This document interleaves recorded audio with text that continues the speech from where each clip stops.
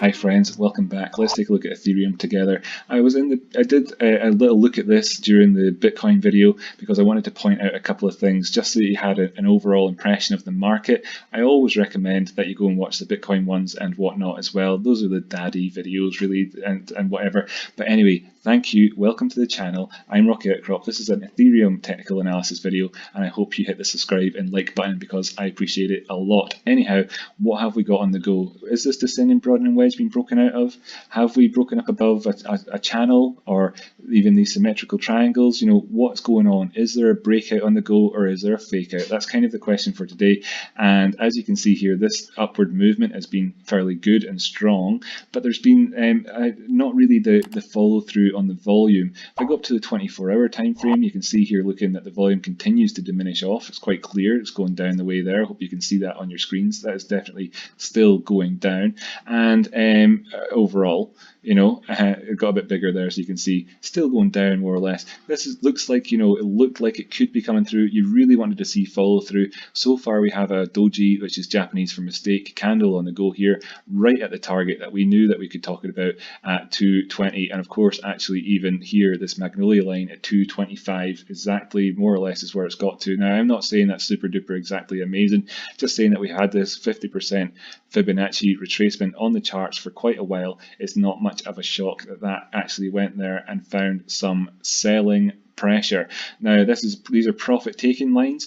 People were taking profits from moves up from here to there. That was very much the sensible thing to do. I'm not a financial advisor, none of this is financial advice, but in my opinion that was very much the sensible thing to do, and we now have to wait and see if this will get any follow through or not.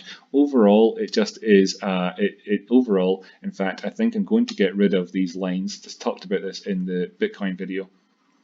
Going to get rid of these lines for now and get rid of that speculative area and just instead look at this and say, hey, you know, this shoulder, this head, this shoulder, is that like some sort of inverse head and shoulders? People might be asking these questions. Well, is that the end of an upward price movement? So I don't look for those. I don't look for inverse head and shoulders after a upward price movement because these are reversal patterns rather than continuation patterns. So I just want to point that out overall.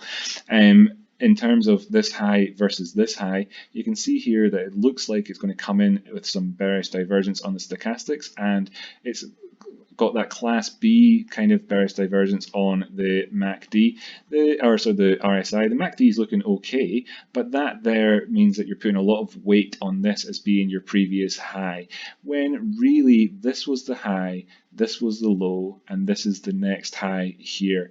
This high is up here at the stochastics. You can see the dotted line running along, quite clearly showing that everything since has been bearishly divergent. And likewise on the RSI, this is right up in here in the bullish control zone, and everything else has been towards the downside since. So we have bearish divergence between the highs here on this chart. Could we expect some resistance and a turnaround there at this point? Yes, we could. Where can we look to then in terms of the meantime? Well, this upward sloping line, which has acted as support for us a few times, you know, over the past couple of months, might be the easiest area to point to, and indeed the 21 EMA, both coming in around about $206, could be our support should we need to see a higher low come in terms of this upward trend. But this is a bearishly divergent upward trend. I wouldn't at all be surprised if we came in and set another low, and in fact, even if we consolidated for longer, it wouldn't be a shock for me. If we do need to come down further, 236 is coming in at this price here of 193. You can see that this is drawn in wick to wick. You might not be able to see this, I can just tell you. It's drawn in wick to wick, and that wick there on this previous candle on the 30th of April is actually higher than the wick that we got here on today's candle as part of this upward price movement. It actually got as high as 227.50, and today's one only went as high as 225.50. So you can see that while we've had this upward close being higher, that even the wicks themselves are signaling to us that there isn't even that sort of push, that last final push wasn't even as momentous as the previous one. It's not much of a surprise then when you see this divergence down below. I'll be certainly keeping my eye out to see if this holds as support at 206. If not, I'll be looking to 195. If that then doesn't hold, I'll be looking down to 185. People might be curious at the minute how how these moving averages shape up, because I frequently change it to say 70 and 280. So I'll just do that now so you can see, because we've talked about this enough. And yesterday, the close yesterday put this in as a confirmed golden cross there. So if this was traded Monday to Friday and you include the weekends, there would be a golden cross here. Now that can be good for the price, but I would not be surprised at all if the prices came down and retested these moving averages.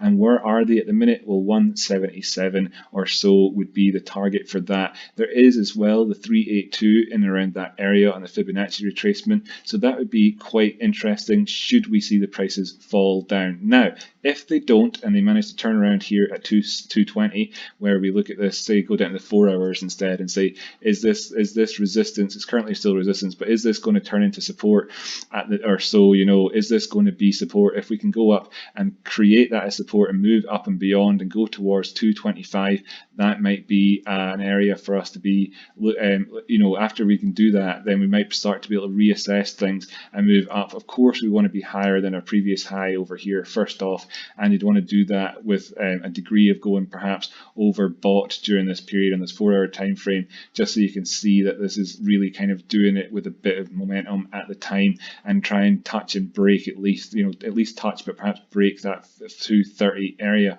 Anyway, 420 at the minute is being a little bit, you know, the 420 area, is it too high? Is it too high? Is it? I'm wondering in terms of this. So, you know, let's just have to wait and see how this pans out really in terms of how the prices respond.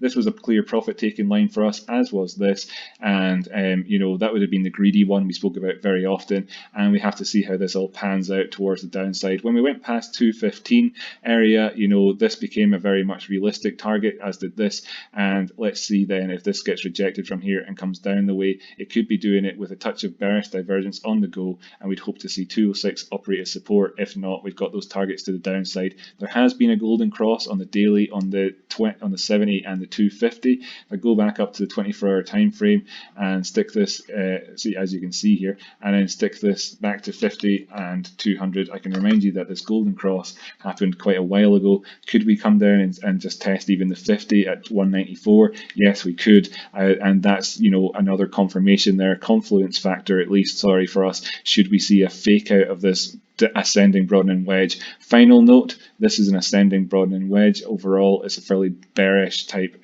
shape to the overall pattern of the prices, but I would not mind disregarding this in general just completely, or indeed just change it to a channel of some sort or whatever else, should we see the prices come down here and then actually turn around at any of those points that we've got for more bullishness in the longer run. Maybe this needs to happen for the health of it, or maybe that would signal to us that the trend is reversing completely, and we will know that, I suppose, if the prices go down past 177 and aim towards the 155 area. Then we can start thinking, hey, look, you know, if the prices don't turn around at 155, the trend is fully reversed towards the downside. So we'll just have to wait and see how that goes, but generally speaking, everything I've said so far wrapped us up. I hope that you really enjoyed today's technical analysis. I hope it's been useful for you. Hit that like and subscribe button. I really appreciate it every time anybody does that. I massively do. There's a link to the Discord down below if you want to chat with other people who are obviously great, friendly, wonderful people just like yourself. And thank you so much for tuning in today.